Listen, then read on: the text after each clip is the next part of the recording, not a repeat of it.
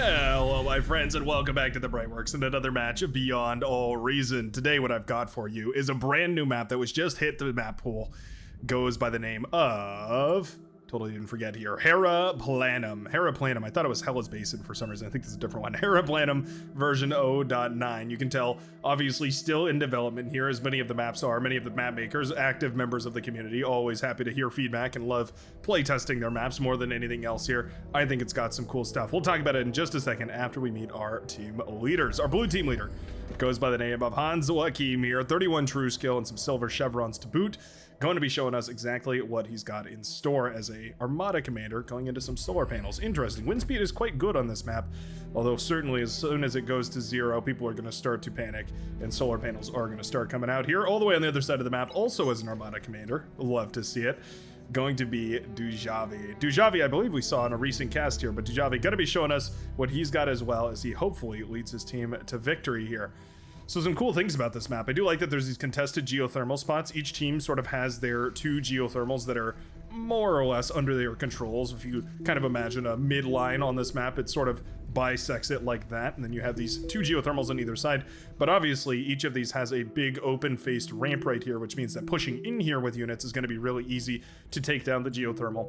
And then the high ground defenses are going to have a great time shooting away at those units. So I foresee that we're going to build some geothermals, some units are going to push in this direction, and then the artillery is going to barrage them from the high grounds. I think it'll be pretty cool, and I'm excited to see how these high and low grounds get utilized here. There's also a whole bunch of rocks out on the map. If we activate our superior metal vision, we can see hundreds of metal all around the place as reclaimable piles over here. Doesn't seem like a whole lot, but in the grand scheme of things, let's just do a big reclaim command here and just see kind of roughly how much there is. Yeah, about 1,000 or so out on the map total, being eaten up right now, mostly by the red commanders. Love to see that. We do have a constructor moving forward right here for Von Comet, but is a vehicle commander, so not going to be able to send those res bots around. Here we go. Tix jumping on top of some constructors. Ooh, it was a greedy build right here from London Wreck, going for a couple of constructors first before any units, and now loses a metal extractor for it as those Tix run on into the backline, happy to do some more damage. Now these big crevices, these big crevasses that are going to be quite difficult for Tix to navigate through. I would love to see some spider shenanigans. I wonder if they could crawl around on the inside of there, but either way, at the very least, we deal with these ticks. All right, one more mech goes down right there. I think definitely well worth it. 3 ticks for 2 metal extractors. Definitely going to be very valuable. At the very least, it's going to be rebuilt right here. But this is a killer follow-up. Okay, so using the ticks as the scout here in order to send in the bomber. Now, this is a Stormbringer, aka not a very good bomber. Yeah, the Stormbringer, man. What a disappointment. You can see not even able to kill the wind turbines here because of how pathetic its damage is. Not able to do any kills over here to the powder blue commander either. What a bummer. I do wish they were strong enough to kill wind turbines. Maybe not anything else, maybe not metal extractors, but at the very least a couple of wind turbines wouldn't be the worst thing in the world, would it? I don't know. Tick manages to find an opening right here, squeeze through and captures a metal extractor, or uncaptures a metal extractor, I should say here, for Hans Joachim. Lovely little bit of micro right there. Definitely one of the things that differentiates from the best of the best and the average Joes, like myself included, is the constant control of ticks around the map. Making sure to constantly harass anybody that you come up across, make sure that your lane or any of your teammates' lanes are constantly being exploited if there's gaps left in the armor. Difficult thing to remember when you're already busy microing your whole army on the front line and you're also microing your economy in the back line. It's one of those things that easily falls into the back of your mind, but it's important to keep in the front. There we go, another grunt. Pick off the metal extractor right there, beautifully done. It's gonna go find another metal extractor over here. You can see queuing between all the metal extractors to try and find openings. There we go, second metal extractor goes down right here. Already this grunt paying for itself here with a single metal extractor kill, now doing even more so with 2. Looks like we've got the metal extractor down here from the red commander. Love the aggression right now from the red team. Yeah, beautiful, beautiful stuff with the aggression right now. MVP transporting the commander forward too, which is always cool. We send the fighters in to try and get a little aggressive on the other side of the map, and there is a single bomber out on the map as well here. Bomber headed directly towards the red base. Red commander did not sniff this out in time, and so this bomber will be unintercepted by any anti-air or anything like that.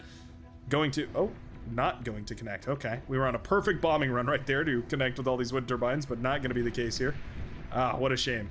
All right, we got a little bit greedy and sent the bomber a little too far. I think this would have been a beautiful connection. Take out all those wind turbines and the metal extractor, but unfortunately, not the case. There we go. All right, follow-up bomber will deploy its payload. And just like that, tons and tons of energy production falling right there for Dujavi.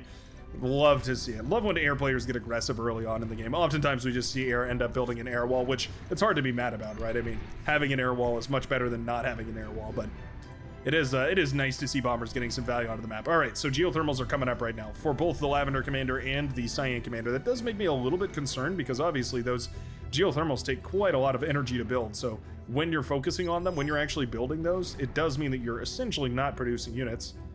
GCOM has gone for T2 right here. Okay, we're doing a little bit of shenanigans. I'm gonna go for T2 really early on. I suppose that makes sense if you're gonna go for the geothermal here. We're not going for the geothermal. Okay. I think the need energy cries out GCOM here. That's exactly it. Finishing up the T2 lab, also quite energy intensive, so we're choosing what to spend our energy on currently. Yeah, the geothermal, very useful, very energy efficient, or very metal efficient to produce energy, but also quite costly. Now, once you get that geothermal up and running, it can definitely help you well into the T2 game. One geothermal is usually sufficient to start your T2 production. It pretty much offsets any of the energy deficits that you otherwise would have. Lovely battles up on the northern side up here. We got a bunch of blitzes diving in and falling back right here, just letting the missile trucks do their work and keeping the missile trucks safe, making sure to guard them from those grunts in case they get a little too boltier. Missile trucks, the slow death. Definitely. The very, very slow death. It'll take ages. It will take maybe even millennia, but eventually those missile trucks will whittle down the static defenses, the commanders, the pawns, the grunts, you name it. They'll bring it down. A little bit of a pawn run by here. Reinforcements will be pumped out here. The defender's advantage is strong in this one. MVP pulling the grunts right here to try and mount a defense. And we do get a nice, lovely surround on these pawns. Eventually, they will be brought down. Lovely, lovely stuff. Now, we lost a whole bunch of metal extractors right there, but for losing all those pawns, it's a fair enough trade. We can always rebuild these, and indeed, a constructor will step forward to go get those metal extractors up and online. But this is definitely a key opportunity right now for the yellow commander to start getting aggressive because you know reinforcements are going to be a little bit thinner now that there's just less metal available right here. Now, interestingly, Daddy Payne, the orange commander, has opted to go for aggression on the front line rather than any kind of eco build. I would almost consider this an eco spot. Maybe up on this high ground, an eco spot as well, though. Looks like we got mostly unit production all over the place. Yeah, I guess this has to go front line over here. Yeah, not really an eco up on this side, I guess. So we do have an air spot and then mostly front lines. That being said, I guess it is a little bit greedy of GCOM here to go for this T2, but being completely unpressured right here definitely helps. Yeah, Eldare going for the vehicle bay up on the front line, but not actually utilizing that front line to push in the relatively weak opponent right now, because most of the metal has gone into the T2 lab and the geothermal and all the other stuff right here. Yeah, GCOM is essentially without any sort of a front line. So if this was scouted, if this was red at all, I think the Hot Pink Commander has a tremendous opportunity to push through, sweep in, and crash the economy right here of the blue team. Not the case right there, though, and that is definitely going to be a critical oversight. Big pull right now. Yeah, grunt armies of two different colors, both pinks, crashing on top of the army of Cyan here. Dark Lord 1337 stepping forward. Janus falling as well. That is always a bummer. You want your Janus to get as many shots as possible. I mean, that's fairly obvious, but especially with Janus, because they get so much value per shot, keeping them alive as long as humanly possible, as long as Armada-ly possible. Is Armada a race? I guess it's different races. Cortex and Armada. I don't know. They're all big robots. Their fundamental architecture is different, but I feel like they're all big robots, right? Anywho. The missile truck count is growing quite high here. Pawns right next to the Janus is forcing them to friendly fire a little bit, causing their direct guided, or their ground-to-ground guided missiles to collide with themselves. Not a reliable way of killing Januses, but definitely an option to keep in your back pocket. It's an inefficient but well, not even reliable. It's just one of the ways. I'm hesitant to give it any credit because oftentimes it's a desperation move. That's what it is. It's a last-ditch effort desperation move. Yeah, you know, these missile trucks are actually starting to get some serious value. Yeah, aggravators are looking pretty thin right here. Down goes one of them and another follows suit. The others are looking pretty low as well. We do have build power on the front. I actually really like this construction turret. I think this construction turret alone is enough to mitigate the entire effect of those missile trucks. You just keep rotating your agitators off the front lines here. Doesn't matter though. The commander going down in orange right there does mean that Hans Joachim, ooh, is going to D-gun. Okay. Cheeky little play right there to make sure to deny that metal to the enemy team here. Instead, going to back off with the commander, opting to keep it alive as opposed to diving in with it to try and secure that metal. What good is it to secure a couple hundred metal if you end up giving your enemy 1,000? A nice tactical move right there from our blue commander, going up against Dujave too. So, going to be necessary to think on that high level here. Medium tanks, the Stouts, performing wonderfully right now. There we go, blasting apart the light infantry. Lightning turret thrown up in the main base, but that'll do nothing if the tank simply avoids it, as it sure will. Left with 2% HP, but in the backline, and now blasting apart wind turbines. What a mess. Northern sides are holding. We do see a gauntlet has been thrown up here. My goodness, Dark Lord expending quite a lot of resource here. Finally, GCOM starts up unit production. My goodness, it has been a while. Very early T2 lab, which I don't mind as long as the teammates are covering right here, but the only reason it was possible is because we didn't see a whole lot of aggression right here from Eldair. If our Hot Pink commander here had gone for even the slightest bit of aggression into this little choke point down here, even still they would be able to get a huge amount of value. It was a greedy play, but sometimes the greedy plays work out, and in this case, certainly it did. MVP'd having a little bit of trouble going up against Baldy here.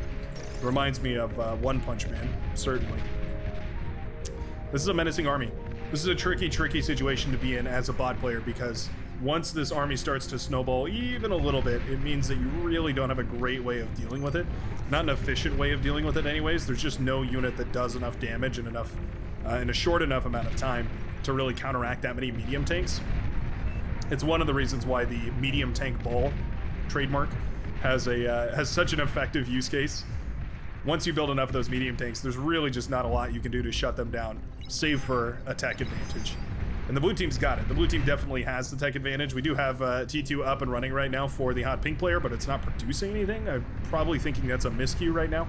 We probably mean to be making a T2 constructor. There we go. T2 constructor does start up, and eventually the T2 economy will follow suit. Once that economy comes up and running, there is not going to be much hope if we don't upgrade to T2 immediately right here. Sheldon Ball is being built on the southern side, but that's not really where we need them. We need these to start applying pressure right here. Hold on, I want to pause this real quick and break down exactly what I'm talking about. So you can see these Sheldon sitting in this little caldera down here. You can imagine if these pushed up to the fronts here and started either applying pressure to the left-hand side or to the right-hand side, either of these lines would be forced to fall back a little ways. What that would mean is all this metal goes to the blue team, and then they can push into this area, denying that geothermal, even though it hasn't been taken. We can jump on top of this army, and the yellow player is forced to retreat backwards or risk being cut off from this location, pinched between two commanders, and that's all the metal in this army and the commander's metal going down. I've been meaning to pause the games more and give insights like that more often, so let me know what you think about that sort of thing down below in the comment section. You can also check out the links for all the cool Discord, such of stuff and things, all that kind of stuff. There's a lot of cool stuff down there. I think I have Bar Pro League linked down there as well. Ooh, nice D-gun right there from Dujave. Denies the metal of that lab right here. A little bit annoying for Hans Joachim to deal with, but this is much worse. Tick's now running into the backline, and without a really keen way of defending this is going to do so much damage. Oh, well, you know what? They just neglected one of those metal extractors. They will get the second one, though. Poor Resbot here, never saw it coming. Down it goes. LLT, coming up quick. Oh, we actually out DPS the LLT right there. That's hilarious. Ooh, explosion. The LLT ineffective. However, the single energy converter, much better at killing ticks right there. Lovely stuff.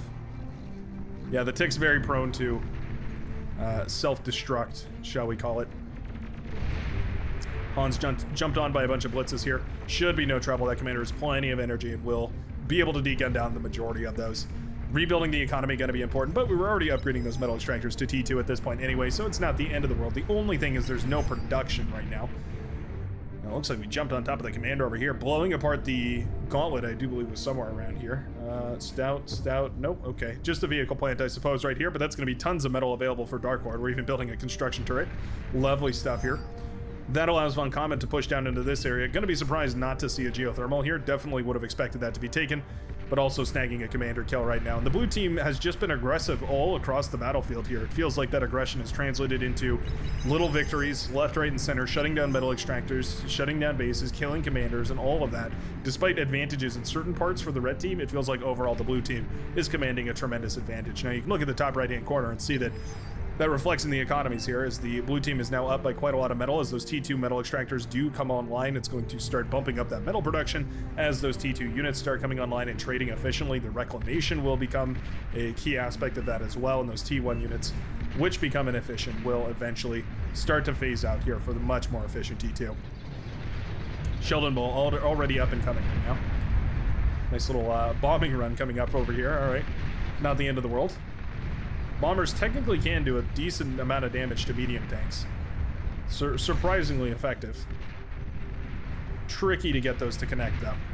Very tricky to get those to connect. And most modern compositions, most meta compositions, have to include a couple of missile trucks, too, which obviously are going to shoot down your bombers as well. So I don't really appreciate it. I think there's probably more valuable ways to use your bombers, but in a pinch, it can definitely scare off any would-be pushes right here, and that is exactly what the green player needs, the lime player needs. Keeping those medium tanks at bay just long enough for those Sheldons to really hit that critical mass. We have a Spybot out now. Spybot is lovely because that allows you to have perfect vision firing away into the fog of war as it turns into line of sight. But also, of course, ran out of energy for the Spybot. That's unfortunate. But of course, also it means that you have the ability to EMP anything that, pardon me. The ability to EMP anything that marches too far forward. A medium tank certainly susceptible to that sort of a thing. Cloaked radar jammer gear. One of the trickiest things in Beyond All Reason to find. Love the advantage on the southern side for Dujavi here. As long as we're reclaiming the T1 units. Okay, cheeky. So we see the T2 transition and realize that it's necessary to go for one of our own. So we've got the T2 lab up. We're going to start pumping out those T2 units, and that looks pretty fabulous. This is cool, though. Von Comet has pushed really far forward. I actually I would like to see him take those metal extractors. It's been a long day, guys. It's been a long day. Been working hard in the machine shop. Anywho, Von Comet here. I would love to see him take those metal extractors just so that extra, I don't know, 4-ish metal per second comes back into the economy. Doesn't seem like a whole lot, but that's an extra couple of tanks per second. So when you really start to factor it in, it does make sense to go for it. T2 I'm going to be pumping out far more efficient units, though, so I'm glad to see that we're going for rocket spiders here, which is cool. We've seen a lot of rocket spiders recently, definitely very valuable. Easy for those to find value because they can access fights that otherwise most other units would not be able to. But a good old medium tank in the backline, and I feel like this is the story of this entire game. Medium tanks in the backline here. EMP bomber. All right, that's a fair solution to that. Almost feels like overkill, but in this case, I would say probably well worth it. Certainly one of the good uses for an early EMP bomber, just to shut down any of those run-bys. EMP bombers obviously going to be much more adept at shutting down big crowds of units like medium tank balls, that sort of thing. One of those few solutions that there is to really efficiently shut down medium tank pushes. Keep in mind always that they need something in tandem, though. You can't just use the EMP bombers. You have to make sure that your teammates are playing along with you. Another Spybot up here on the front, giving that intel. An absolutely critical intel. So there's a debate about whether the Spybot or the pinpointer is well worth it. Which one you should go for.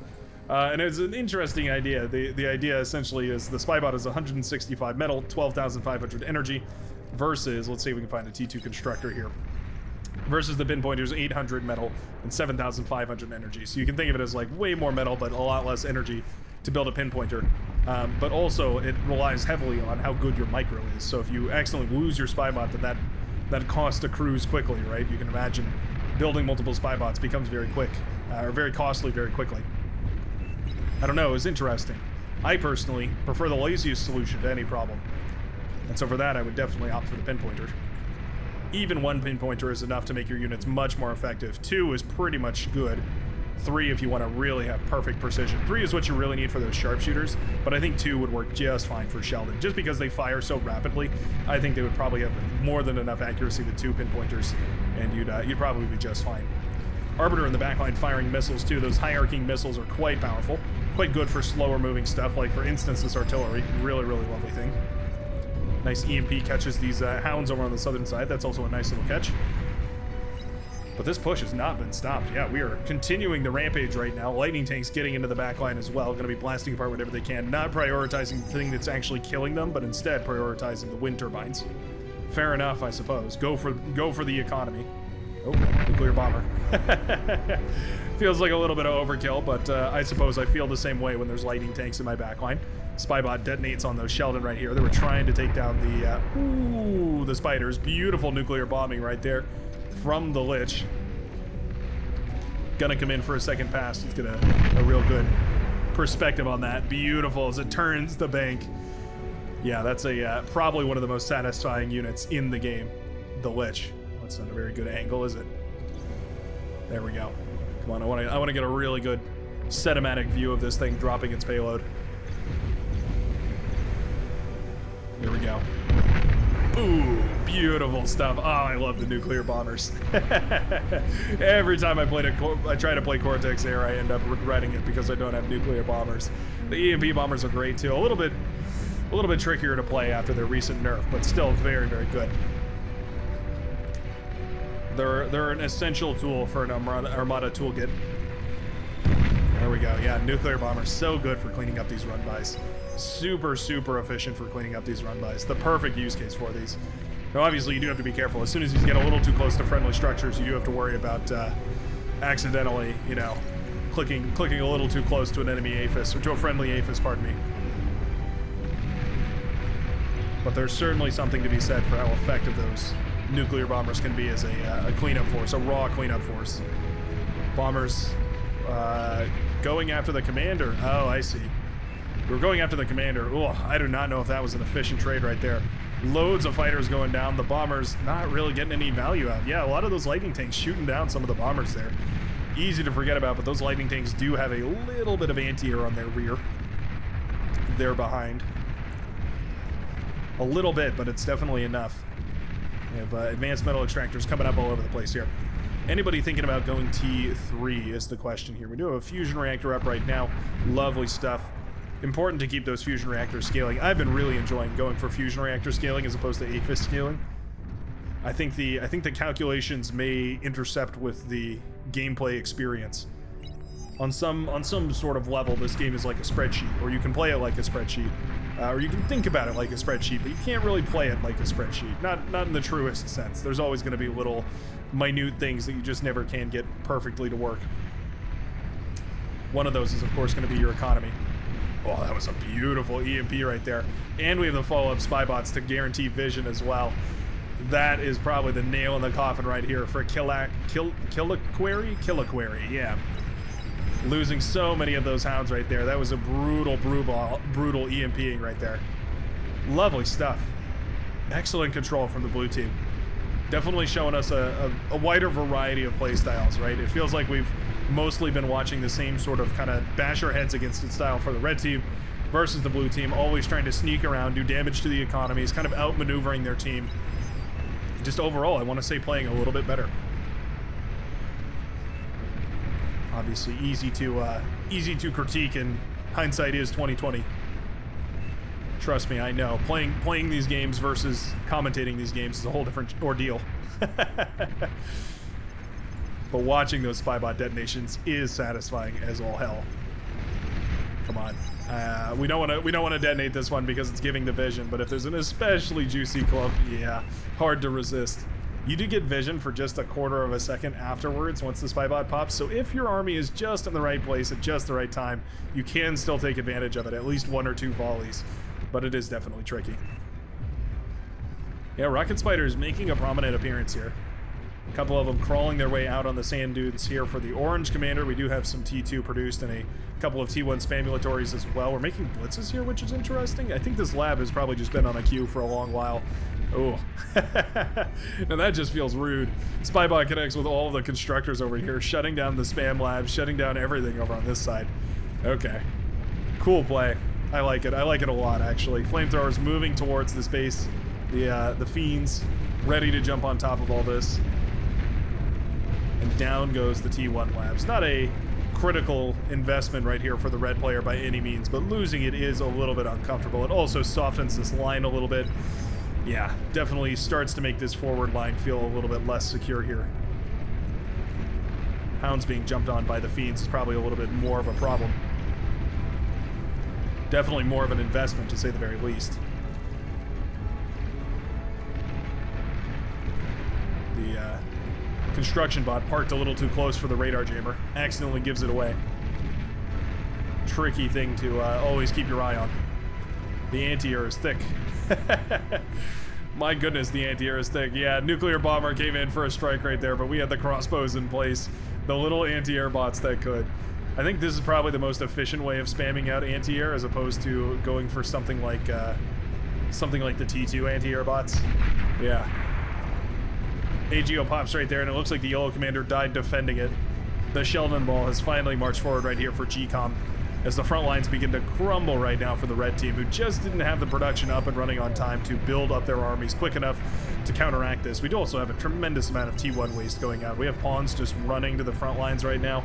Tons and tons of metal going down. The red commander does have metal to spare on building economy here. We could go for fusions. Ah, there we go. Okay, we're gonna go for bombers in the back line. I don't mind that. We have the APHIS, so we have plenty of money, or plenty of energy, pardon me, to spend. We need to get some value out soon, though. Big old sumo ball over here. Sumos and welders is a match made in heaven.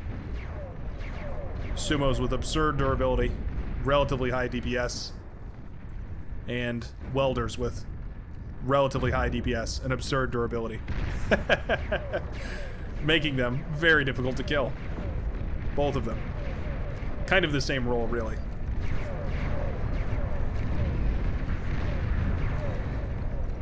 As interesting as it is to see the same units, or the same roles in different units here, what I think would work a whole lot better is building different units to complement the weaknesses and strengths of the other compositions.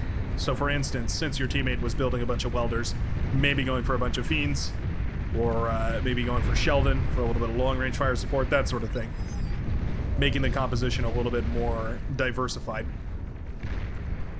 Not the end of the world, though, and definitely an extremely high-level thing to think about. Something you can think about outside of games, but don't particularly want to worry about when you're playing the games. That's the age-old adage of RTS players: is you don't do much of your thinking in game. You just kind of autopilot. You do all the thinking outside the game. Build orders, kind of eco scaling, all that sort of stuff. You kind of just memorize it outside of the game, and then you just perform when you're in the game. And you assess outside of the match. Sheldon balls colliding with each other. Such a satisfying matchup. Sheldon v. Sheldon. You do end up with these just fields of artillery firing back and forth at each other. There's a Persecutor back there as well, firing those high-arcing shots. Probably doing more damage than the Sheldon, honestly. Able to reach out quite a bit further here, meaning it has an opportunity to fire away at a lot of really, really good stuff. Yeah, T1 bombers sent in, but there is plenty of anti-air. A couple of them dropped their bombs. Okay, 85%. Not gonna cut it, though. Yeah, the AA mixed with the air player, absolutely on point. Lovely stuff from TNT Tremor. Really, really nicely done. Looks like this geothermal went down. Was this built by the... Yeah, that must have been built by the Cyan Commander. Okay. I don't mind it. I mean, yeah, I was talking about claiming those metal extractors, which they did do as well eventually. But yeah, the geothermal, also a choice. This T3 lab has been pumping out marauders here, but they just haven't found the value that I think they were expecting to. Pitbulls have been set up, rattlesnakes set up here as well. Pitbull, meet bull. And indeed, the yellow player actually taps out of the game here. As soon as those bulls hit the T3, build power goes. The fusion reactor's falling under fire at this point. Yeah, those bulls are hard to kill. Same problem with the bulls that you have with the medium tanks in the early game, which is essentially that they have so much health that even if you have an army that can kill them reasonably efficiently, it still takes forever to kill them because they just have so much HP. Oftentimes what that ends up meaning is you're chasing them back into your base, and by the time that you've jumped on top of them and you managed to get everything working and firing away at the bulls, they've already reached your critical economy and done tremendous damage, just like this.